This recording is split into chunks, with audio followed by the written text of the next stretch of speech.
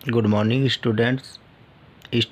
आपके एग्ज़ाम्स को ध्यान में रखते हुए मैंने आपके लिए लेटर राइटिंग का लेटर फॉर्मेट बनाया है। आज हम लेटर से रिलेटेड कुछ बातें देखेंगे। लेटर राइटिंग के लिए आपको कौन कौन सी चीज़ों पर ध्यान देना होता है। सबसे पहले हम देखते हैं जो लेटर फॉर्मेट है उसमें हमें first of all sender's address लिखना होता है। सेंडर एड्रेस में हम पत्र लिखने वाले का पता लिख देते हैं जो कि आपके क्वेश्चन में दिया होता है। नेक्स्ट आपको सेकंड नंबर पर डेट लिखनी होती है। डेट आपको जो लिखनी होती है वो फॉर्मेट के अकॉर्डिंग लिखनी होती है, जैसा कि मैं आपके सामने लिख रहा हूँ। जैसे कि आपको कोई डेट डालनी है, मैंने डाल दिया 01।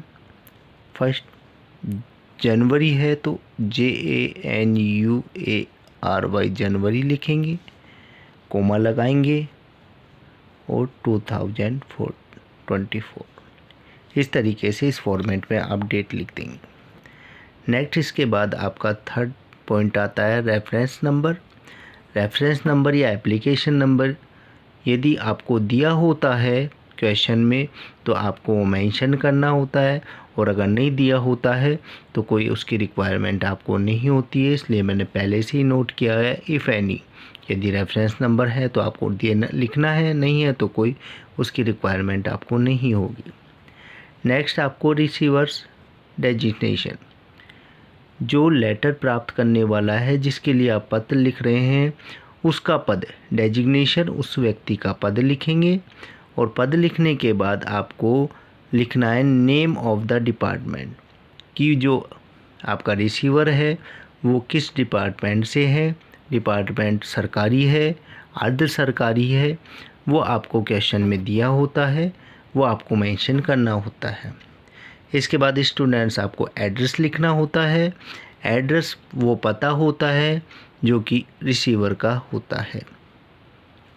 इसके बाद आपको सब्जेक्ट मेंशन करना होता है। सब्जेक्ट आपके क्वेश्चन में दिया होता है, क्वेश्चन के अकॉर्डिंग आप सब्जेक्ट बना देते हैं। सब्जेक्ट के बाद आपका इम्पोर्टेंट पॉइंट आ जाता है सैल्यूटेशन। सैल्यूटेशन में मोस्टली या तो आप सर लिख लेते हैं या आप लिखते हैं उसमें मैडम।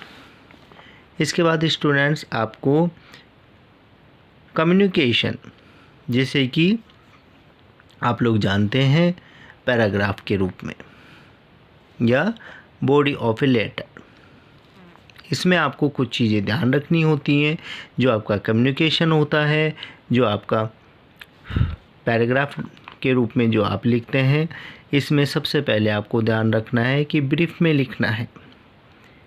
कम्युनिकेशन क्लियर होना चाहिए, टू द पॉइंट होना चाहिए, और उसे डिवाइड इन पैराग्राफ में आप उसे डिवाइड भी कर सकते हैं, पैराग्राफ में उसे विभाजित भी कर सकते हैं। इसके बाद आपका एंडिंग आता है, जो आपका लेटर है उसका आप एंडिंग करते हैं, उसे समाप्ति की ओर ले जाते हैं। नेक्स्ट आपका पॉइंट होगा कम्प्लीमेंट्री फ्रेज। कम्प्लीमेंट्री फ्रेज में मोस्टली आप लिखते हैं योर्स फेथफुली।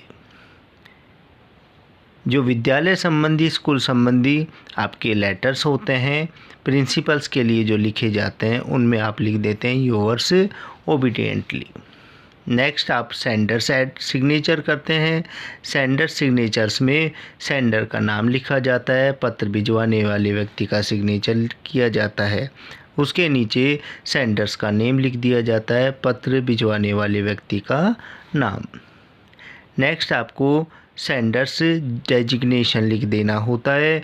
यदि क्वेश्चन में मेंशन किया है तो उसे लिखेंगे, अगर नहीं दिया हुआ है तो उसे मेंशन करने की कोई रिक्वायरमेंट्स आपको नहीं होती हैं स्टूडेंट। लास्ट में आपके एनक्लोजर होता है। एनक्लोजर में भी यदि आपको कोई प्रपत्र या एनक्लोजर्स आपके लेटर्स के साथ मेंशन करने हैं तो आप उसे मेंशन करते हैं, नहीं है तो इसकी भी कोई रिक्वायरमेंट्स नहीं होती हैं।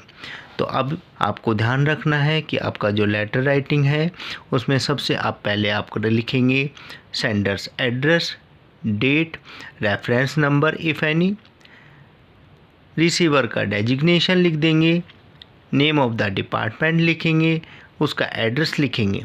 इसके बाद आप सब्जेक्ट बनाएंगे। सब्जेक्ट के बाद सैल्यूटेशन होगा जिसमें कि आप सर या मैडम जैसा कि होता है क्वेश्चन के अकॉर्डिंग लिख देते हैं। कम्युनिकेशन में आपको ध्यान रखना है, कम्युनिकेशन आपका ब्रीफ होना चाहिए, क्लियर होना चाहिए, to the point and divide in paragraph. Ending में आपको कम्प्लीमेंट्री फ्रेज लिखना है जिसमें कि आपको योर्स फेथफुली लिख देना होता है या फिर योर्स ओबीडियंटली लिख देना है यदि आप प्रिंसिपल के लिए कोई लेटर लिख रहे हैं। सेंडर्स सिग्नेचर, सेंडर्स नेम और सेंडर्स डेजिग्नेशन यदि है तो। एनक्लोजर इफ़ एनी यदि आपको दिया हुआ है तो आप उसे भी मेंशन कर देंगे। स्टूडेंट्स, ये जो आपका लेटर राइटिंग का टॉपिक है आपके लिए इम्पोर्टेंट है। आप इस फॉर्मेट को एक बार देख लीजिए। नेक्स्ट जो वीडियो मैं आपके लिए बनाऊंगा उसमें आपको एक लेटर बना के इसमें दिखाऊंगा। Thank you.